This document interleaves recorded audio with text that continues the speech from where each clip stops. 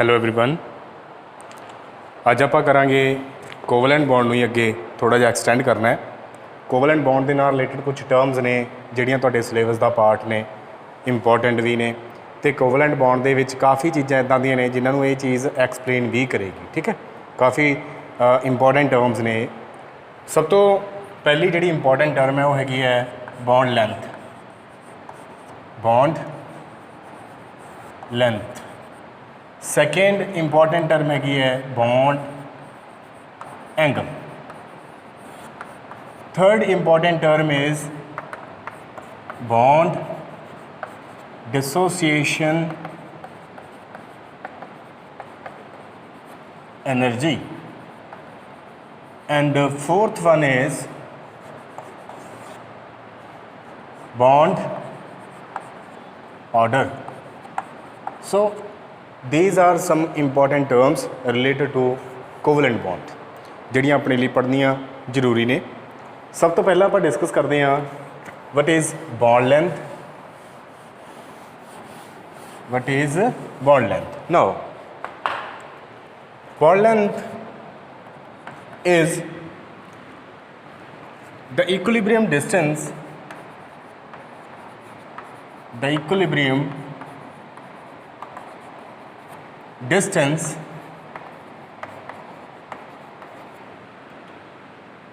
between the centers of between the centers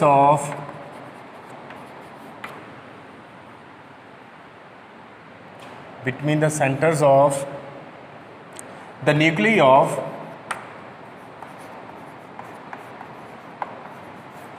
two bonded atoms। nuclei of two bonded atoms। ਤੁਹਾਡੇ ਕੋਲੇ ਦੋ atoms ਨੇ ਜਿਨ੍ਹਾਂ ਨੇ ਆਪਸ ਵਿੱਚ ਬੌਂਡਿੰਗ ਕੀਤੀ ਹੋਈ ਹੈ। ਉਹਨਾਂ ਦੇ ਸੈਂਟਰਸ ਤੋਂ ਜਿਹੜੀ ਇਕੁਇਲਿਬਰੀਅਮ ਡਿਸਟੈਂਸ ਹੋਏਗੀ that distance is called bond length. For example ਤੁਹਾਡੇ ਕੋਲੇ ਦੋ ਐਟਮਸ ਨੇ, ਇੱਕ ਐਟਮ ਇਹ ਹੈ, ਇੱਕ ਐਟਮ ਇਹ ਹੈ। ਓਕੇ, ਇਹ ਵਾਲਾ ਇਹਦਾ ਸੈਂਟਰ ਹੈ, ਇਹ ਵਾਲਾ ਇਹਦਾ ਸੈਂਟਰ ਹੈ। ਇਹਨਾਂ ਦੇ ਸੈਂਟਰਸ ਤੋਂ ਜਿਹੜੀ ਆਪਸ ਵਿਚਲੀ ਜਿਹੜੀ ਦੂਰੀ ਹੈ, ਡਿਸਟੈਂਸ ਹੈ, that distance is called bond length. Bond length ਅਗਰ ਮੈਂ ਇਹਨੂੰ ਕੈਪੀਟਲ ਆਰ ਦੇ ਨਾਲ ਡਿਨੋਟ ਕਰ ਦੇਵਾਂ, ਇੱਥੋਂ ਲੈ ਕੇ ਇੱਥੇ ਤੱਕ ਦਾ ਜਿਹੜਾ ਡਿਸਟੈਂਸ ਹੈ ਉਹ ਇਸ ਐਟਮ ਦਾ ਰੇਡੀਅਸ ਹੋ ਗਿਆ। ਇਹਨੂੰ ਆਪਾਂ ਆਰ ਏ ਦੇ ਨਾਲ ਡਿਨੋਟ ਕਰ ਦਿੰਦੇ ਹਾਂ। ਸੇਮ ਹੀ ਇੱਥੋਂ ਲੈ ਕੇ ਇੱਥੇ ਦਾ ਡਿਸਟੈਂਸ ਜਿਹੜਾ ਹੈਗਾ ਉਹਨੂੰ ਆਰ ਬੀ ਦੇ ਨਾਲ ਆਪਾਂ ਡਿਨੋਟ ਕਰ ਦਿੰਦੇ ਹਾਂ। Then R is equal to R A plus R B. ਇਹਦਾ ਤੇ ਇਹਦਾ ਸਮ ਜਿਹੜਾ ਹੈਗਾ ਉਹ ਇਸ ਦੇ ਇਕੁਅਲ ਆ ਜਾਣਾ। ਇਹਨੂੰ ਕੀ ਬੋਲਾਂਗੇ ਆਪਾਂ? Bond length. ਤਾਂ ਬੌਂਡ ਲੈਂਥ ਹੋ ਕੇ ਗਈ ਜਿਹੜੇ ਐਟਮਸ ਆਪਸ ਵਿੱਚ ਬੌਂਡਡ ਨੇ, ਬੌਂਡ ਬਣਾਇਆ ਹੋਇਆ ਹੈ, ਉਹਨਾਂ ਦੇ ਸੈਂਟਰਸ ਤੋਂ ਕਿੰਨੀ ਡਿਸਟੈਂਸ ਹੈ, ਕਿੰਨੀ ਦੂਰੀ ਹੈ, that is called bond length. ਠੀਕ ਹੈ ਜੀ। ਨਾ ਬੌਂਡ ਲੈਂਥ ਕਿਹੜੇ ਕਿਹੜੇ ਫੈਕਟਰਸ ਦੇ ਉੱਪਰ ਡਿਪੈਂਡ ਕਰੇਗੀ। ਅਗਰ ਆਪਾਂ ਕੋਵਲੈਂਟ ਬੌਂਡ ਨੂੰ ਚੰਗੀ ਤਰ੍ਹਾਂ ਦੇਖੀਏ ਤਾਂ ਕਿੱਥੇ ਬੌਂਡ ਐਂਗਲ ਜ਼ਿਆਦਾ ਹੁੰਦੀ ਹੈ, ਕਿਤੇ ਬੌਂਡ ਐਂਗਲ ਘੱਟ ਹੁੰਦਾ ਹੈ। ਸੌਰੀ, ਬੌਂਡ ਲੈਂਥ ਕਿਤੇ ਜ਼ਿਆਦਾ ਹੈ, ਕਿਤੇ ਘੱਟ ਹੈ। ਇਟ ਮੀਨਸ ਬੌਂਡ ਲੈਂਥ ਜਿਹੜੀ ਹੈਗੀ ਆ ਉਹ ਕਿਸੇ ਨਾ ਕਿਸੇ ਫੈਕਟਰਸ ਦੇ ਉੱਪਰ ਡਿਪੈਂਡ ਕਰਦੀ ਹੈ। ਅਦਰਵਾਈਜ਼ ਤਾਂ ਸਾਰਿਆਂ ਦੇ ਲਈ ਸੇਮ ਹੋਣੀ ਚਾਹੀਦੀ ਸੀ, ਬਟ ਉਹ ਘਟਦੀ ਹੈ ਜਾਂ ਵੱਧਦੀ ਹੈ। ਓਕੇ, ਨਾ ਕਿਹੜੇ ਕਿਹੜੇ ਫੈਕਟਰਸ ਨੇ ਜਿਹੜੇ ਬੌਂਡ ਲੈਂਥ ਨੂੰ ਅਫੈਕਟ ਕਰਦੇ ਨੇ। ਸਾਰਿਆਂ ਨਾਲੋਂ ਪਹਿਲਾਂ ਆ ਗਿਆ bond multiplicity. Bond multiplicity. Bond multiplicity की है? दो एटम्स दे विच कोवलेंट बॉन्ड बनया होया है। कोवलेंट बॉन्ड सिंगल है, डबल है जां ट्रिपल है। जिमें कार्बन ते कार्बन दे विच सिंगल बॉन्ड भी है, कार्बन ते कार्बन दे विच डबल बॉन्ड भी एग्जिस्ट करता है, कार्बन ते कार्बन दे विच ट्रिपल बॉन्ड भी एग्जिस्ट करता है। बॉन्ड मल्टीप्लिसिटी इस केस दे विच 1 होएगी, इस केस दे विच 2 होएगी, इस केस दे विच 3 होएगी। तो बॉन्ड मल्टीप्लिसिटी हुंदी की है कि बॉन्ड 1 है, 2 है जां 3 है बिटवीन टू बॉन्डेड एटम्स। देखो इत्थे ट्रिपल बॉन्ड है, जानी कि 3 बॉन्ड बने हुए हैं दो एटमां दे विच। फोर्स ऑफ अट्रैक्शन इत्थे स्ट्रोंग है, ਇੱਥੇ ਉਸ ਤੋਂ ਵੀਕ ਹੈ, ਇੱਥੇ ਉਸ ਤੋਂ ਵੀਕ ਹੈ। फोर्स ऑफ अट्रैक्शन अगर स्ट्रोंग है तो ਜਿਹੜੇ बॉन्डेड एटम्स ने वो एक दूसरे ਨਾਲ बिल्कुल जुड़े होणगे। ਉਹਨਾਂ ਦੇ ਸੈਂਟਰਸ ਤੋਂ ਡਿਸਟੈਂਸ ਘੱਟ ਹੋਏਗੀ। ਇਟ ਮੀਨਸ ਬੌਂਡ ਲੈਂਥ ਇਸ ਕੇਸ ਦੇ ਵਿੱਚ ਘੱਟ ਹੋਏਗੀ, ਇਸ ਕੇਸ ਦੇ ਵਿੱਚ ਜ਼ਿਆਦਾ, ਇਸ ਕੇਸ ਦੇ ਵਿੱਚ ਹੋਰ ਵੀ ਜ਼ਿਆਦਾ ਹੋਏਗੀ। ਤੇ ਇਹਨਾਂ ਨੂੰ ਮੈਂ ਇਨਕਰੀਜ਼ਿੰਗ ਆਰਡਰ ਦੇ ਵਿੱਚ ਅਗਰ ਮੈਂ ਲਗਾਵਾਂ ਤਾਂ ਇਹਦੇ ਵਿੱਚ ਬੌਂਡ ਲੈਂਥ ਸਾਰਿਆਂ ਨਾਲੋਂ ਘੱਟ ਹੋਏਗੀ, ਫਿਰ ਇਸ ਤੋਂ ਬਾਅਦ ਹੋਏਗੀ ਇਸ ਕੇਸ ਦੇ ਵਿੱਚ, ਫਿਰ ਇਸ ਤੋਂ ਬਾਅਦ ਹੋਏਗੀ ਇਸ ਕੇਸ ਦੇ ਵਿੱਚ। ਠੀਕ ਹੈ, ਤਾਂ ਬੌਂਡ ਮਲਟੀਪਲਿਸਿਟੀ ਜਿਵੇਂ ਜਿਵੇਂ ਇਨਕਰੀਜ਼ ਕਰਦੀ ਹੈ ਬੌਂਡ ਲੈਂਥ ਡਿਕਰੀਜ਼ ਕਰਦੀ ਹੈ। ਬੌਂਡ ਮਲਟੀਪਲਿਸਿਟੀ ਇਨਕਰੀਜ਼ ਕਰੇਗੀ, ਬੌਂਡ ਲੈਂਥ ਡਿਕਰੀਜ਼ ਕਰੇਗੀ, ਕਿਉਂਕਿ ਬੌਂਡ ਮਲਟੀਪਲਿਸਿਟੀ ਦਾ ਮੀਨਿੰਗ ਕੀ ਹੈ ਕਿ ਪਾਰਟੀਕਲਸ ਆਪਸ ਵਿੱਚ ਕਿੰਨੀ ਕੁ ਫੋਰਸਿਸ ਦੇ ਥਰੂ ਜੁੜੇ ਹੋਏ ਨੇ। ਅਗਰ ਫੋਰਸ ਸਟਰੋਂਗ ਹੈ ਇਟ ਮੀਨਸ ਉਹਨਾਂ ਦੇ ਡਿਸਟੈਂਸ ਜਿਹੜੇ ਸੈਂਟਰਸ ਤੋਂ ਡਿਸਟੈਂਸ ਹੈ ਉਹ ਘੱਟ ਹੋਏਗੀ, ਨਿਊਕਲੀਅਰ ਡਿਸਟੈਂਸ ਘੱਟ ਹੋਏਗੀ। ਠੀਕ ਹੈ ਜੀ, ਸੋ ਇਹ ਹੈਗਾ ਬੌਂਡ ਮਲਟੀਪਲਿਸਿਟੀ फर्स्ट है। सेकंड इज सेकंड कॉज है which is size of an atom. Second one is size of an atom. Atom का साइज ऑल्सो अफेक्ट करता है बॉन्ड लेंथ में। किद्दां अफेक्ट करेगा? देखो अगर स्मॉल साइज है फॉर एग्जांपल इन्ना क साइज़ है, दूसरा पार्टिकल है जिहड़ा वड्डा सपोज कर लो। एक सैकेंड एग्जाम्पल लैना मैं जिहदे विच इहदा साइज़ वड्डा है, इहदा उस तो भी वड्डा है। तो हुण तुसीं देखो सेंटरस तो डिस्टेंस जिहड़ी हैगी है इस केस दे विच घट होएगी, इस केस दे विच ज़्यादा होएगी। देखण दी पता लग रहा है ये डिस्टेंस घट है, ये डिस्टेंस ज़्यादा। इट मीनस जिन्ना ज़्यादा साइज़ होएगा एटम्स का, जोड़े एटम्स आपस में बॉन्डेड ने, जिन्हों ने इक्विवेलेंट बॉन्ड बना रखे आपस में, उन्होंने सेंटर तो डिस्टेंस भी ज़्यादा होएगी। अगर डिस्टेंस ज़्यादा इट मीनस आप बोल देंगे बॉन्ड लेंथ ज़्यादा। सो बॉन्ड लेंथ जी हैगी है साइज़ के उपर इदा डिपेंड करती है, जिन्ना साइज़ घट उन्नी बॉन्ड लेंथ घट, जिन्ना साइज़ ज़्यादा उन्नी बॉन्ड लेंथ भी ज़्यादा। ओके, तो हैगा सी बॉन्ड लेंथ वाला पार्ट। नैक्सट आप करते हैं दैट इज़ बॉन्ड एंगल। बहुत ही इंपॉर्टेंट टर्म्स ने, पेपर दे विच इत्थों डेफिनेशन आ सकती है, ध्यान नाल करनी है सारा ने। Second is bond angle. Now what is bond angle? Bond angle is the average angle, the average angle between the orbitals, between the orbitals containing bonded electrons, containing bonded electrons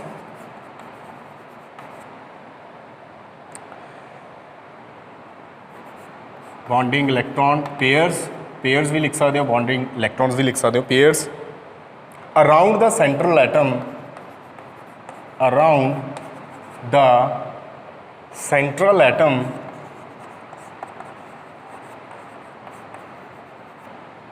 around the central atom in a molecule,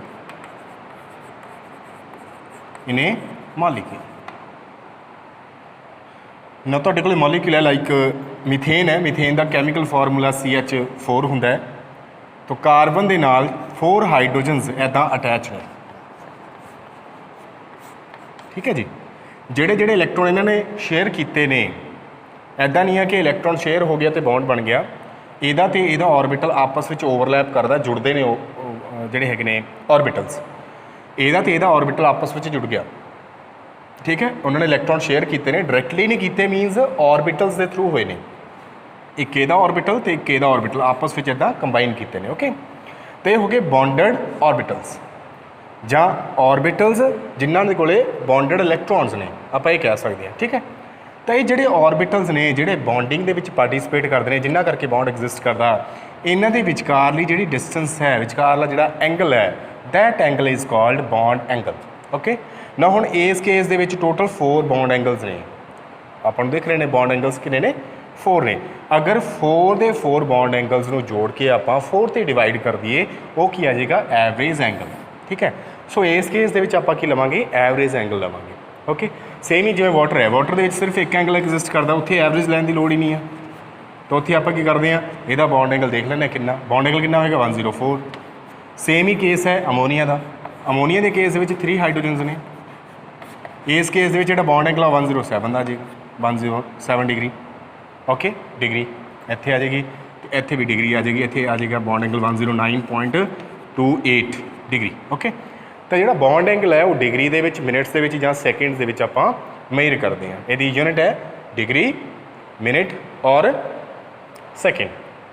सो ये हो गया bond angle, मीनस ਜਿਹੜੇ bonded orbitals ने जिन्हों ने bond बनाया होया orbitals ने उन्होंने विचकारला जिहड़ा एंगल है that angle is called bond angle. Okay जिहड़ा पिछला बॉन्ड लेंथ कीता सी आपां ने, बॉन्ड लेंथ नूं आपां आर्मस्ट्रॉन्ग दे विच जां पिकोमीटर दे विच मापदे हां। इहदी यूनिट है पिकोमीटर और आर्मस्ट्रॉन्ग। ओके सो पिकोमीटर दे विच किन्ने मीटर्स हुंदे ने मैं लिख देना, इत्थे लिख लिओ ये 1 picometre is equal to 10⁻⁻12 metre और 1 आंगस्ट्रॉम इज़ 10⁻⁻10 मीटर। ओके तो ये यूनिट है बॉन्ड लेंथ की, बाई चांस विच रह जाती है कोई टर्म तो आप एंड ते कर लेंगे होंगे, सो ये नाल लिख लेना। ओके नैक्सट है bond energy.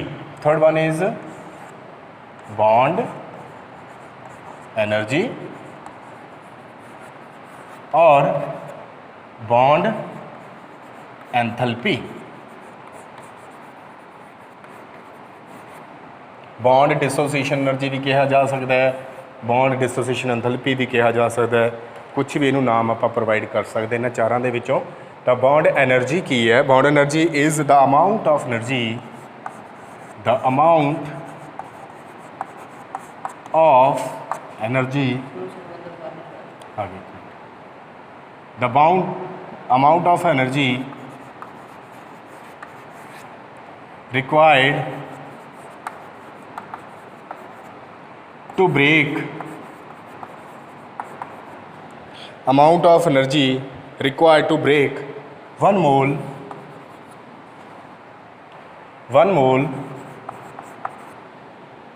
of a bonds of particular type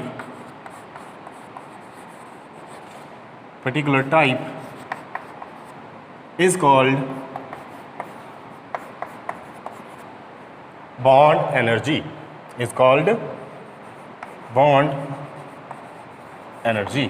okay ना तुसी की करना, सपोज करो हाइड्रोजन मॉलिक्यूल है, हाइड्रोजन के केस के हाइड्रोजन तो हाइड्रोजन के बॉन्ड बनया हुआ है, इस बॉन्ड को तुसी ब्रेक करना, इट मीनस तुसी इहनूं एनर्जी दोगे, वो एनर्जी का करके ये ब्रेक होके अपने अपने एटमां दे विच टुट जाने। ठीक है जिहड़ी इत्थे एनर्जी दी गई वो एनर्जी हैगी है 435.8 kg पर मोल, kJ पर मोल मतलब किलो जूल पर मोल। सो इट मीनस एक मोल तुहाडे कोले हाइड्रोजन के मॉलिक्यूल्स ने, उन्होंने ब्रेक डाउन करने के लिए आपां नूं इन्नी एनर्जी चाहिए है, कादे विच एटम्स दे विच। ओके सेम ही तुहाडे कोले ऑक्सीजन है, बॉन्ड ब्रेक करना है तो जिन्नी एनर्जी चाहिए हो that is bond dissociation energy. No एक चीज़ तुसी होर देखोगे ये कि जिहड़े भी बॉन्ड तुसी ब्रेक करने ने वो गैसीयस स्टेट दे विच होने चाहिए ने, मीनस ये गैस होनी चाहिए है, ये भी गैस होनी चाहिए है, फिर जी एनर्जी जी देनी पई है रिक्वायर्ड है that energy is called bond dissociation energy या बॉन्ड एनर्जी या बॉन्ड एंथैल्पी। ओके तो जी बॉन्ड डिसोसीएशन एनर्जी है इनू आपां डेल्टा AH0 के नाल रिप्रजेंट करते हैं, कितने भी लिखा देखा होना, इट मीनस वो बॉन्ड डिसोसीएशन एनर्जी है राजे। सो बॉन्ड डिसोसीएशन एनर्जी आप इदा रिप्रजेंट कर सकते हैं। जी बॉन्ड डिसोसीएशन एनर्जी है वो किहड़े फैक्टर्स के उपर डिपेंड करती है, अगला क्वेश्चन बन सकता है। नंबर 1 है size of the bonded atom, number 1 is size of atom. देखो अगर जिहड़े एटम्स दे विच बॉन्ड बनया होया है उन्हां दा साइज़ स्मॉल होएगा, इट मीनस बॉन्ड स्ट्रोंग होएगा। तो इस केस दे विच बॉन्ड हैगा स्ट्रोंग, बॉन्ड स्ट्रोंग है, इट मीनस इन्हां दोनों नूं अलग-अलग करन दे लई आपां नूं ज़्यादा एनर्जी देनी पेगी, फिर अलग-अलग होणगे ये। इस केस दे विच की है साइज़ वड्डा है, बॉन्ड वीक बनया होया, फोर्स ऑफ अट्रैक्शन वीक है, तो इत्थे घट एनर्जी देनी पऊ इन्हां नूं सैपरेट करन दे लई। इस तरह एक होर एग्जाम्पल है जिमें हाइड्रोजन तो हाइड्रोजन है, एक है क्लोरीन तो क्लोरीन। हाइड्रोजन का बॉन्ड ब्रेक करने के लिए 435 के अप्रॉक्स आपां नूं एनर्जी चाहिए है बॉन्ड डिसोसीएशन एनर्जी, बट इस केस 4 243.5 kg पर मोल एनर्जी चाहिए। ओके, तो बॉन्ड डिसोसीएशन एनर्जी हाइड्रोजन के केस ਦੇ ਵਿੱਚ ज़्यादा है, क्लोरीन के केस ਦੇ ਵਿੱਚ घट है। क्यों? बिकॉज हाइड्रोजन ਜਿਹੜੇ एटम्स ने इन्हों का साइज़ समॉल है, बॉन्डिंग स्ट्रोंग है, ये साइज़ वड्डे ने, बॉन्डिंग वीक है। ओके, सैकेंड ਜਿਹੜਾ ਹੈਗਾ ਉਹ ਹੈਗਾ bond length. Bond length okay, देखो एटम्स ਦੇ ਵਿੱਚ ਜਿੰਨੀ बॉन्ड लेंथ ज़्यादा होएगी इट मीनस उन्ना बॉन्ड वीक है, एनर्जी घट चाहिए है। जिन्नी बॉन्ड लेंथ घट होएगी इट मीनस बॉन्ड स्ट्रोंग है, उन्होंने तोड़न के लिए ज़्यादा एनर्जी चाहिए है। सो बॉन्ड लेंथ ज़्यादा होएगी, एनर्जी घट होएगी, बॉन्ड लेंथ घट होएगी, एनर्जी ज़्यादा होएगी। सो ये फैक्टर्स ने जिन्हों पर बॉन्ड एनर्जी और बॉन्ड एंथैल्पी डिपेंड करती है। ठीक है, next term is bond order. Bond order, bond order is the number of bonds, the number of bonds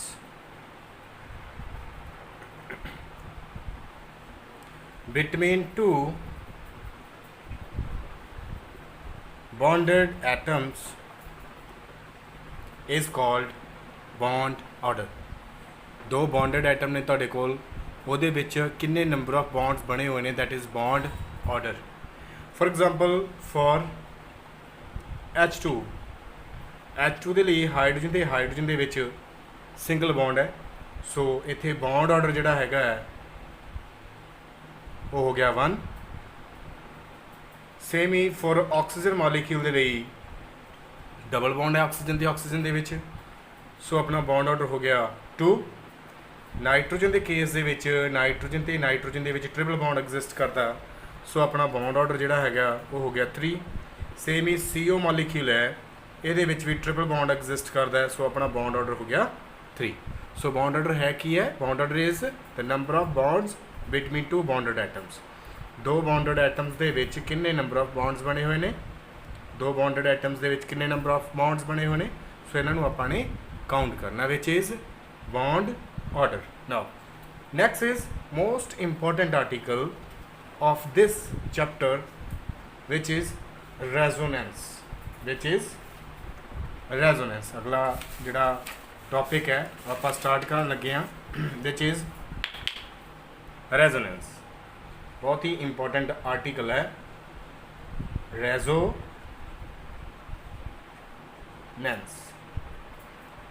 okay, resonance which is most important article.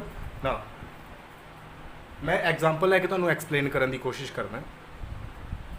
तुहाडे कोले O3 मॉलिक्यूल है, O3 का अगर आप लुईस सिंबल ड्रॉ करिए, Lewis structure draw करिए तो आप ड्रॉ भी किया सी, उहदे अकॉर्डिंगली इत्थे अपने कोले सिंगल बॉन्ड आ जांदा सी, इहदे उपर 2 इलैक्ट्रॉन्स, इहदे उपर आ जांदे सी 6 इलैक्ट्रॉन्स। एक इत्थे डबल बॉन्ड आ जांदा है, इत्थे 2 इलैक्ट्रॉन्स, इत्थे भी 2 इलैक्ट्रॉन्स। इस तो आप कह देंगे सी बाद विच कि इत्थे पॉजिटिव चार्ज है जी, इत्थे नैगेटिव चार्ज है, मीनस इत्थे कोआर्डीनेट बॉन्ड बने हुए। ओके, नाउ अगर आप एक्चुअली चैक करिए, अगर आप इस फॉर्मूले के बेस से, इस स्ट्रक्चर के बेस से चैक करिए तो यदी जी एक बॉन्ड लेंथ है वो हैगी 121 पिकोमीटर, एक हैगी 148 पिकोमीटर। अगर आप इस स्ट्रक्चर के अकॉर्डिंगली करना है, बट अगर एक्चुअली एक्सपैरीमेंटली फाइंड आउट करने की कोशिश करिए तो ये दोनों बॉन्ड लेंथ्स इक्वल ने, विच इज़ 128 पिकोमीटर, दोनों इक्वल ने। पर आप लुईस स्ट्रक्चर के अकॉर्डिंगली जे करिए तो दोनों अलग अलग ने। अगर आप इहदा होल स्ट्रक्चर भी ड्रॉ कर लीए, डबल बॉन्ड इत्थे बना लीए, सिंगल बॉन्ड इत्थे बना लीए, तो भी सेम चीज़ हो रही है। इत्थे 121 पिकोमीटर है, इत्थे 148 पिकोमीटर है, सेम चीज़ इत्थे अप्लाई हो रही है। सो दोनों स्ट्रक्चर्स जिहड़ियां आपां ने बनाईयां ने, लुईस स्ट्रक्चर्स बनाईयां ने, दोनों ही इस चीज़ नूं एक्सप्लेन नहीं कर रही। ठीक है, सो इक्को मॉलिक्यूल, मान लो तुहाडे कोल कोई भी मॉलिक्यूल है, जदों सारियां फिजिकल ते कैमिकल प्रॉपर्टीज़ वो कल्ला सिंगल मॉलिक्यूल ना एक्सप्लेन कर सकता होवे तो आप उहदे एक तो ज़्यादा स्ट्रक्चर्स ड्रॉ करके देखते हैं, फिर सारियां दा निचोड़ कढ़ लैंदे आ, एवरेज लै लैंदे आ, वो जिहड़ा स्ट्रक्चर है वो अपना एक्चुअल स्ट्रक्चर हुंदा है। ठीक है, ਤਾਂ ਇਸ ਪੂਰੇ ਪ੍ਰੋਸੈਸ ਨੂੰ ਆਪਾਂ ਬੋਲਦੇ ਹਾਂ ਰੈਜ਼ੋਨੈਂਸ। ਹੁਣ ਹੈ ਕੀ ਹੈ ਰੈਜ਼ੋਨੈਂਸ, ਧਿਆਨ ਨਾਲ ਸੁਣੋ। ਆਪਣੇ ਕੋਲੇ ਮੋਲੀਕਿਊਲ ਜਿਹੜਾ ਹੈਗਾ ਸਿੰਗਲ ਉਹਦੀ ਸਟਰਕਚਰ ਜਿਹੜੀ ਹੈਗੀ ਹੈ, ਇੱਕ ਸਟਰਕਚਰ ਸਾਰੀਆਂ ਪ੍ਰੋਪਰਟੀਜ਼ ਐਕਸਪਲੇਨ ਨਹੀਂ ਕਰ ਪਾਉਂਦੀ। ਆਪਾਂ ਉਹਦੇ ਇੱਕ ਤੋਂ ਜ਼ਿਆਦਾ ਸਟਰਕਚਰਸ ਡਰਾ ਕਰਦੇ ਹਾਂ, ਉਹਨਾਂ ਸਾਰਿਆਂ ਨੂੰ ਕੀ ਬੋਲਦੇ ਹਾਂ, ਕੰਟਰੀਬਿਊਟਿੰਗ ਸਟਰਕਚਰਸ ਜਾਂ ਰੈਜ਼ੋਨੇਟਿੰਗ ਸਟਰਕਚਰਸ। ਉਹਨਾਂ ਸਾਰਿਆਂ ਨੂੰ ਮਿਲਾ ਕੇ ਇੱਕ ਸਟਰਕਚਰ ਆਪਾਂ ਤਿਆਰ ਕਰਦੇ ਹਾਂ which is called resonance hybrid. Overall ਪੂਰੇ ਪ੍ਰੋਸੈਸ ਨੂੰ ਆਪਾਂ ਬੋਲਦੇ ਹਾਂ ਰੈਜ਼ੋਨੈਂਸ। ਓਕੇ, ਤਾਂ ਇਹ ਦੋਨੋਂ ਕੀ ਹੋ ਗਏ, ਕੰਟਰੀਬਿਊਟਿੰਗ ਸਟਰਕਚਰਸ ਹੋ ਗਏ। ਤਾਂ ਜਦੋਂ ਵੀ ਕੰਟਰੀਬਿਊਟਿੰਗ ਸਟਰਕਚਰਸ ਲਿਖਣੇ ਆ, ਕੰਟਰੀਬਿਊਟਿੰਗ ਸਟਰਕਚਰਸ ਹੈ ਕੀ ਨੇ, ਜਸਟ ਬੌਂਡਸ ਨੇ ਜਿਹੜੇ ਉਹਨਾਂ ਨੂੰ ਟ੍ਰਾਂਸਫਰ ਕਰਨਾ ਇੱਧਰ ਉੱਧਰ, ਹੋਰ ਕੁਝ ਨਹੀਂ ਆ। ਇਹਨਾਂ ਨੂੰ ਮਿਲਾ ਕੇ ਜਿਹੜਾ ਤੀਸਰਾ ਸਟਰਕਚਰ ਬਣਦਾ ਹੈ ਉਹ ਹੈਗਾ ਰੈਜ਼ੋਨੈਂਸ ਹਾਈਬ੍ਰਿਡ, ਜਿਹਦੇ ਵਿੱਚ ਨਾ ਤਾਂ ਬੌਂਡ ਇਹ ਸਿੰਗਲ ਹੈ ਨਾ ਹੀ ਇਹ ਪ੍ਰੋਪਰ ਹੈ, ਡਬਲ ਹੈ ਸੌਰੀ। ਤਾਂ ਇਹਦੇ ਵਿੱਚ ਬੌਂਡ ਲੈਂਥ ਜਿਹੜੀ ਹੈਗੀ ਦੋਨੋਂ ਇਕੁਅਲ ਹੋਣਗੀਆਂ, 128 ਪਿਕੋਮੀਟਰ 128 ਪਿਕੋਮੀਟਰ। ਸੋ ਇਸ ਚੀਜ਼ ਨੂੰ ਆਪਾਂ ਬੋਲਦੇ ਹਾਂ ਰੈਜ਼ੋਨੈਂਸ। ਇਹ ਸਾਰਾ ਕੁਝ ਰਾਈਟ ਕਰਕੇ ਵੇਖਣਾ ਤੇ ਐਂਡ ਤੇ ਇੱਕ ਰਿਜ਼ਲਟ ਲੈ ਆਉਣਾ, ਉਹਨੂੰ ਆਪਾਂ ਕੀ ਬੋਲਦੇ ਹਾਂ, ਰੈਜ਼ੋਨੈਂਸ। ਸੋ ਰੈਜ਼ੋਨੈਂਸ ਹੈ ਕਿ ਇਹ ਕਾਫੀ ਲੰਬੀ ਚੌੜੀ ਇਹਦੀ ਡੈਫੀਨੇਸ਼ਨ ਹੈ, ਮੈਂ ਇੱਦਾਂ ਬੋਲ ਕੇ ਦੱਸ ਦਿੰਦਾ। When a molecule can not be represented by a single structure, okay, but its characteristics properties can be described by two or more structures, then the actual structure is said to be a resonance hybrid। ਇਹਨੂੰ ਕੀ ਬੋਲ ਦਾਂਗੇ ਫਿਰ ਆਪਾਂ, resonance hybrid। ਜਿਹੜੇ ਕੱਲੇ ਕੱਲੇ structures ਨੇ they are called contributing structures, contributing structures or resonating structures। so contributing structures or resonating structures ਇਹਨਾਂ ਨੂੰ ਆਪਾਂ ਬੋਲ ਦਾਂਗੇ। ਇਹ resonating structures ਨੇ, ਡਬਲ ਹੈਡਡ ਦਾ ਐਰੋ ਪਾ ਕੇ ਇਹਨਾਂ ਨੂੰ ਰਿਪਰੈਜ਼ੈਂਟ ਕੀਤਾ ਜਾਏਗਾ, ਟ੍ਰਿਪਲ ਹੈਡ ਦਾ ਐਰੋ ਪਾ ਕੇ ਇਹਨੂੰ ਰਿਪਰੈਜ਼ੈਂਟ ਕੀਤਾ ਜਾਏਗਾ। ਸੋ ਇਦਾਂ ਆਪਾਂ ਇਹਨੂੰ ਰਿਪਰੈਜ਼ੈਂਟ ਕਰ ਸਕਦੇ ਹਾਂ। ਇਸ ਪੂਰੇ ਪ੍ਰੋਸੈਸ ਨੂੰ ਆਪਾਂ ਬੋਲਦੇ ਹਾਂ ਰੈਜ਼ੋਨੈਂਸ। ਮੈਂ ਦੁਬਾਰਾ ਐਕਸਪਲੇਨ ਕਰ ਦਿੰਦਾ, ਬਹੁਤ ਜ਼ਿਆਦਾ ਇੰਪੋਰਟੈਂਟ ਹੈ। ਕਈ ਵਾਰ ਕੀ ਹੁੰਦਾ, ਸਿੰਗਲ ਮੋਲੀਕਿਊਲ ਸਾਰੀਆਂ ਪ੍ਰੋਪਰਟੀਜ਼ ਐਕਸਪਲੇਨ ਨਹੀਂ ਕਰ ਪਾਉਂਦਾ, ਆਪਾਂ ਉਹਦੇ ਇੱਕ ਤੋਂ ਜ਼ਿਆਦਾ ਮੋਲੀਕਿਊਲ ਡਰਾ ਕਰ ਲੈਂਦੇ ਹਾਂ, ਫਿਰ ਸਾਰਿਆਂ ਨੂੰ ਮਿਲਾ ਕੇ ਇੱਕ ਸਟਰਕਚਰ ਐਂਡ 'ਤੇ ਤਿਆਰ ਕਰ ਲੈਂਦੇ ਹਾਂ। ਇਹਨੂੰ ਆਪਾਂ ਰੈਜ਼ੋਨੈਂਸ ਹਾਈਬ੍ਰਿਡ ਕਹਿ ਦਿੰਦੇ ਹਾਂ। ਇਹਨਾਂ ਨੂੰ ਆਪਾਂ ਰੈਜ਼ੋਨੇਟਿੰਗ ਸਟਰਕਚਰਸ ਬੋਲਾਂਗੇ। ਓਵਰਆਲ ਪੂਰੇ ਪ੍ਰੋਸੈਸ ਨੂੰ ਆਪਾਂ ਬੋਲਾਂਗੇ ਰੈਜ਼ੋਨੈਂਸ। ਓਕੇ, ਨਾਓ ਅੱਗੇ, what are the conditions to write resonating structures. ਜਿਹੜੇ ਆਹ ਰੈਜ਼ੋਨੇਟਿੰਗ ਸਟਰਕਚਰਸ ਇਹ ਵਾਲੇ ਮੈਂ ਡਰਾ ਕੀਤੇ ਨੇ, ਇਹਦੇ ਲਈ ਕਿਹੜੀਆਂ ਕਿਹੜੀਆਂ ਕੰਡੀਸ਼ਨਸ ਆਪਾਂ ਨੂੰ ਓਬੇ ਕਰਨੀਆਂ ਪੈਣਗੀਆਂ ਡਰਾ ਕਰਨ ਦੇ ਲਈ। ਇੱਦਾਂ ਤਾਂ ਹੈ ਨਹੀਂਗਾ ਕਿ ਕੋਈ ਵੀ ਸਟਰਕਚਰ ਆਪਾਂ ਆਪਣੇ ਕੋਲੋਂ ਡਰਾ ਕਰ ਲਾਂਗੇ, ਬਟ ਕੁਝ ਰੂਲਸ ਅਗਰ ਆਪਾਂ ਪੜ੍ਹ ਲਈਏ ਤਾਂ ਸਟਰਕਚਰਸ ਡਰਾ ਕਰਨੇ ਈਜ਼ੀ ਹੋ ਜਾਣਗੇ। ਪਹਿਲੀ ਕੰਡੀਸ਼ਨ ਹੈ, ਜਿਹੜੇ ਕੰਟਰੀਬਿਊਟਿੰਗ ਸਟਰਕਚਰਸ ਨੇ should have same atomic positions. ਜਿਹੜੇ ਕੰਟਰੀਬਿਊਟਿੰਗ ਸਟਰਕਚਰਸ ਨੇ ਉਹਦੇ ਵਿੱਚ ਕੀ ਹੋਣੇ ਚਾਹੀਦੇ ਨੇ, should have same atomic positions. ਜਿੰਨੇ ਵੀ ਆਪਾਂ ਸਟਰਕਚਰਸ ਡਰਾ ਕਰਾਂਗੇ ਸਾਰਿਆਂ ਦੇ ਵਿੱਚ ਐਟਮਸ ਦੀ ਪੋਜੀਸ਼ਨ ਸੇਮ ਰਹਿਣੀ ਚਾਹੀਦੀ ਹੈ। ਐਟਮਸ ਨੂੰ ਨਹੀਂ ਚੇਂਜ ਕਰਨਾ, ਜਸਟ ਬੌਂਡਸ ਨੂੰ ਇੱਧਰ ਉੱਧਰ ਐਕਸਚੇਂਜ ਕਰਨਾ। Okay, second, contributing structures should have same number of unpaired electrons, should have same number of unpaired electrons,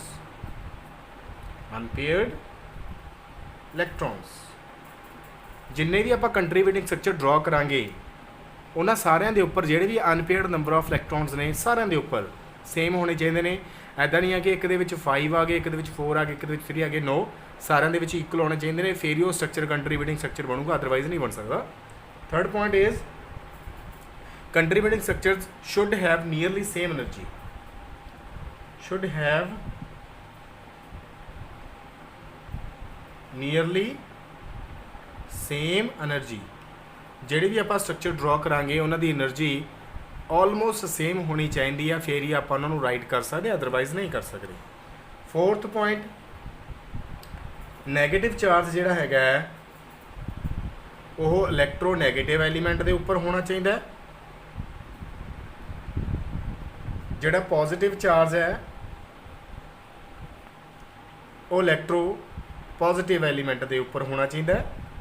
ਅਗਰ ਤੁਸੀਂ ਕਿਸੇ ਵੀ ਕੰਟਰੀਬਿਊਟਿੰਗ ਸਟਰਕਚਰ ਦੇ ਵਿੱਚ ਚਾਰਜ ਲਿਖਣਾ ਚਾਹੁੰਦੇ ਹੋ ਤਾਂ ਧਿਆਨ ਰੱਖਣਾ ਕਿ ਇਲੈਕਟ੍ਰੋਨੈਗੇਟਿਵ ਦੇ ਉੱਪਰ ਹੀ ਨੈਗੇਟਿਵ ਚਾਰਜ ਆਵੇ, ਇਲੈਕਟ੍ਰੋ ਪੋਜ਼ਿਟਿਵ ਦੇ ਉੱਪਰ ਪੋਜ਼ਿਟਿਵ ਚਾਰਜ ਆਵੇ। ਇੱਦਾਂ ਨਹੀਂ ਆ, ਉਲਟ ਨਹੀਂ ਕਰਨਾ ਹੈਗਾ। ਇਲੈਕਟ੍ਰੋ ਪੋਜ਼ਿਟਿਵ ਐਲੀਮੈਂਟਸ ਕਿਹੜੇ ਨੇ, ਜਿਹੜੇ ਫਸਟ ਤੇ ਸੈਕੰਡ ਗਰੁੱਪ ਦੇ ਨੇ। ਇਲੈਕਟ੍ਰੋਨੈਗੇਟਿਵ ਜਿਹੜੇ ਲਾਸਟ ਨੇ 17ਵੇਂ 18ਵੇਂ ਦੇ ਨੇ, ਠੀਕ ਹੈ। Fifth, like charge should not reside on adjacent atoms. ਕੋਈ ਵੀ ਦੋ ਐਡਜੈਸੈਂਟ ਐਟਮ ਜਿਵੇਂ ਕਾਰਬਨ ਤੇ ਕਾਰਬਨ ਹੈ, ਇਹਨਾਂ ਦੋਨਾਂ ਤੇ ਸੇਮ ਚਾਰਜ ਨਹੀਂ ਲਿਖਣਾ ਕਦੀ ਵੀ, ਨਾ ਪੋਜ਼ਿਟਿਵ ਨਾ ਹੀ ਨੈਗੇਟਿਵ। ਇੱਕ ਦੇ ਉੱਪਰ ਪੋਜ਼ਿਟਿਵ ਹੈ ਤਾਂ ਦੂਸਰੇ ਦੇ ਉੱਪਰ ਨੈਗੇਟਿਵ ਆਏਗਾ, ਜਾਂ ਕੋਈ ਵੀ ਚਾਰਜ ਨਹੀਂ ਆਏਗਾ। ਸੋ ਇਸ ਚੀਜ਼ ਦਾ ਧਿਆਨ ਰੱਖਣਾ ਹੈ ਕਿ ਜਿਹੜੇ ਲਾਈਕ ਚਾਰਜਸ ਨੇ ਉਹ ਨਹੀਂ ਆਉਣੇ ਚਾਹੀਦੇ। ਤਾਂ ਇਹ ਕੁਛ ਕੰਡੀਸ਼ਨਸ ਨੇ ਟੂ ਰਾਈਟ ਦ ਰੈਜ਼ੋਨੇਟਿੰਗ ਸਟਰਕਚਰਸ। ਹੁਣ ਆਪਾਂ ਕੁਛ ਐਗਜ਼ਾਮਪਲਸ ਕਰਦੇ ਹਾਂ, ਰੈਜ਼ੋਨੇਟਿੰਗ ਸਟਰਕਚਰਸ ਡਰਾ ਕਰਦੇ ਹਾਂ। ਓਕੇ, ਪਹਿਲਾ ਹੈਗੀ example sulphur dioxide. First example is SO2 sulphur dioxide. ਨਾ ਸਲਫਰ ਡਾਈਆਕਸਾਈਡ ਦਾ ਅਗਰ ਆਪਾਂ ਸਟਰਕਚਰ ਬਣਾਈਏ, ਸਲਫਰ ਦੇ ਉੱਪਰ ਜਿਹੜੇ ਇਲੈਕਟ੍ਰੋਨਸ ਹੁੰਦੇ ਨੇ ਉਹ ਕਿੰਨੇ ਹੁੰਦੇ ਨੇ, ਉਹ ਆਪਾਂ ਰਾਈਟ ਕਰ ਲੈਂਦੇ ਹਾਂ 1 2 3 4 5 6। ਸੇਮ ਹੀ ਆਕਸੀਜਨ ਹੈ ਆਪਣੇ ਕੋਲ, ਇੱਕ ਆਕਸੀਜਨ ਇੱਥੇ ਲਗਾਤੀ ਆਪਾਂ 1 2 3 4 5 6 1 2 3 4 5 6, ਠੀਕ ਹੈ ਜੀ। ਇਸ ਆਕਸੀਜਨ ਨੇ ਇਸ ਸਲਫਰ ਦੇ ਨਾਲ ਦੋ ਇਲੈਕਟ੍ਰੋਨ ਸ਼ੇਅਰ ਕਰ ਲਏ ਆ, ਡਬਲ ਬੌਂਡ ਬਣ ਗਿਆ ਹੈ। ਬਟ ਇਹ ਆਕਸੀਜਨ ਤੇ ਇਹ ਆਕਸੀਜਨ ਦੇਖੋ, ਜਦੋਂ ਇਹਨੇ ਇਹਦੇ ਨਾਲ ਡਬਲ ਬੌਂਡ ਬਣਾ ਲਿਆ, ਇਹਦਾ ਵੀ ਆਕਟੇਟ ਕੰਪਲੀਟ ਹੋ ਰਿਹਾ, ਇਹਦਾ ਵੀ ਆਕਟੇਟ ਕੰਪਲੀਟ ਹੋ ਰਿਹਾ। ਸੋ ਇਟ ਮੀਨਸ ਇਹ ਸਲਫਰ ਇਹਦੇ ਨਾਲ ਤਾਂ ਅਟੈਚ ਹੀ ਨਹੀਂ ਹੋਏਗਾ। ਤਾਂ ਇਹ ਕੀ ਕਰਦਾ, ਇਹ ਸਲਫਰ ਇੱਕ ਇਲੈਕਟ੍ਰੋਨ ਇਹਨੂੰ ਡੋਨੇਟ ਕਰ ਦਿੰਦਾ, ਇੱਥੇ ਕੋਆਰਡੀਨੇਟ ਬੌਂਡ ਬਣ ਜਾਂਦਾ ਹੈ। ਸੋ ਇਹ ਬੌਂਡ ਇੱਦਾਂ ਦਾ ਬਣ ਜਾਂਦਾ sulphur single bond O double bond O। Okay, 1 2 negative positive charge, ਇਹਦੇ ਉੱਪਰ ਨੈਗੇਟਿਵ ਚਾਰਜ 1 2 3 4 5 6 1 2 3 4। ਓਕੇ, ਇੱਕ ਸਟਰਕਚਰ ਇਹ ਬਣ ਗਿਆ।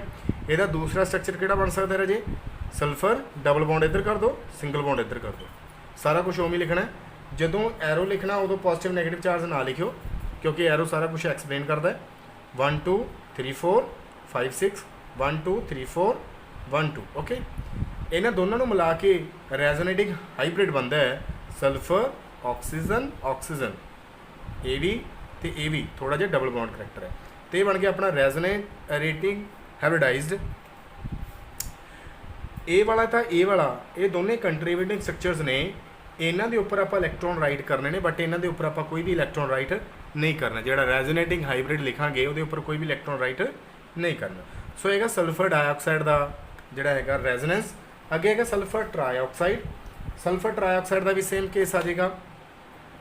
ਮੈਂ ਲਗਾਤਾਰ ਹੀ ਇੱਥੇ ਕਰਵਾ ਦੇਣਾ, sulphur single bond O single bond O double bond O 1 2 3 4 1 2 3 4 5 6 1 2 3 4 5 6। Okay, sulphur ਦੇ ਉੱਪਰ ਕੋਈ ਵੀ ਇਲੈਕਟ੍ਰੋਨ ਇੱਥੇ ਪ੍ਰੈਜ਼ੈਂਟ ਨਹੀਂ ਹੈਗਾ। ਨਾਓ ਇਸ ਤੋਂ ਬਾਅਦ ਅੱਗੇ ਆਪਾਂ ਚੇਂਜ ਕਰ ਸਕਦੇ ਹਾਂ, ਇਹਨੂੰ ਉੱਪਰ ਹੀ ਰੱਖ ਲੈਂਦੇ ਹਾਂ, ਇੱਥੇ ਡਬਲ ਬੌਂਡ ਕਰ ਦਿੰਦੇ ਹਾਂ, ਇੱਥੇ ਸਿੰਗਲ ਬੌਂਡ ਆ ਸਕਦਾ 1 2 3 4 1 2 3 4 5 6 1 2 3 4 5 6। ਸੇਮ ਹੀ ਇੱਕ ਹੋਰ ਇਹਦਾ ਸਟਰਕਚਰ ਬਣ ਸਕਦਾ, ਇਹ ਵਾਲਾ ਇਹਦੇ ਨਾਲ ਅਟੈਚ ਹੋ ਸਕਦਾ ਇਦਾਂ ਕਰਕੇ। ਜਸਟ ਬੌਂਡ ਦੀ ਸ਼ਿਫਟਿੰਗ ਕਰਨੀ ਆ, ਹੋਰ ਕੁਝ ਨਹੀਂ ਆ, ਬਹੁਤ ਸਿੰਪਲ ਜਿਹਾ ਟਾਸਕ ਹੈ।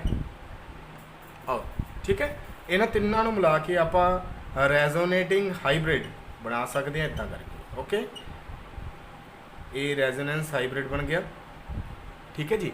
ਇਹਨਾਂ ਤਿੰਨਾਂ ਨੂੰ ਮਿਲਾ ਕੇ ਇੱਕ ਸਟਰਕਚਰ ਬਣ ਗਿਆ। ਇਹ ਮੋਲੀਕਿਊਲ ਇਸ ਫਾਰਮ ਦੇ ਵਿੱਚ ਐਗਜ਼ਿਸਟ ਕਰਦਾ। ਇਹ ਵਾਲੀਆਂ ਆਪਾਂ ਖੁਦ ਕੋਲੋਂ ਰਾਈਟ ਕੀਤੀਆਂ ਨੇ, ਠੀਕ ਹੈ ਜੀ। ਨਾਓ ਨੈਕਸਟ ਕਰਦੇ ਹਾਂ ਬੈਂਜ਼ੀਨ। ਕਿਤੇ ਵੀ ਤੁਹਾਨੂੰ ਬੈਂਜ਼ੀਨ ਦਾ ਫਾਰਮੂਲਾ ਪੁੱਛ ਲੈਣ ਤਾਂ ਯਾਦ ਰੱਖਣਾ ਹੈ, ਬੈਂਜ਼ੀਨ ਦਾ formula C6H6। Okay, carbon 2 carbon 3 carbon 4 carbon 5 carbon 6 carbon, 6 carbon ਨੇ। 6ਾਂ ਦੇ ਵਿੱਚ ਸਿੰਗਲ ਬੌਂਡ ਡਰਾ ਕਰਨਾ ਪਹਿਲਾਂ, ਫਿਰ ਹਰੇਕ ਕਾਰਬਨ ਦੇ ਨਾਲ ਇੱਕ ਇੱਕ H ਡਰਾ ਕਰ ਦੇਣੀ ਹੈ। ਓਕੇ, ਐਂਡ ਦੈਨ ਇੱਥੇ ਡਬਲ ਬੌਂਡ, ਫਿਰ ਸਿੰਗਲ ਬੌਂਡ, ਫਿਰ ਡਬਲ ਬੌਂਡ, ਫਿਰ ਸਿੰਗਲ ਬੌਂਡ, ਫਿਰ ਡਬਲ ਬੌਂਡ, ਇੱਦਾਂ ਡਰਾ ਕਰ ਦੇਣਾ, ਠੀਕ ਹੈ ਜੀ। ਤੇ ਇਹ ਬਣ ਗਈ ਆਪਣੀ ਬੈਂਜ਼ੀਨ। ਇਹਦਾ ਨਾਮ ਹੈ ਬੈਂਜ਼ੀਨ, BENZENE, ਬੈਂਜ਼ੀਨ ਕਾਮਨ ਨੇਮ ਹੈ। ਓਕੇ, ਤੇ ਇਹਦਾ ਨਾਮ ਆ ਗਿਆ ਬੈਂਜ਼ੀਨ। ਇਹਨੂੰ ਇੱਕ ਹੋਰ ਸਟਰਕਚਰ ਨਾਲ ਵੀ ਰਿਪਰੈਜ਼ੈਂਟ ਕੀਤਾ ਜਾਂਦਾ ਹੈ, ਇੱਦਾਂ ਦੇ ਸਟਰਕਚਰ ਦੇ ਨਾਲ। ਓਕੇ, ਹੈਕਸਾਗੋਨ ਬਣਾ ਕੇ ਇਹਦੇ ਵਿੱਚ 3 ਡਬਲ ਬੌਂਡ ਬਣਾ ਦੇਣੇ ਨੇ। ਇਹ ਬਣ ਗਈ। ਸੇਮ ਹੀ ਇਹਨੂੰ ਡਰਾ ਕਰਨ ਦਾ ਹੋਰ ਵੀ ਢੰਗ ਹੈਗਾ।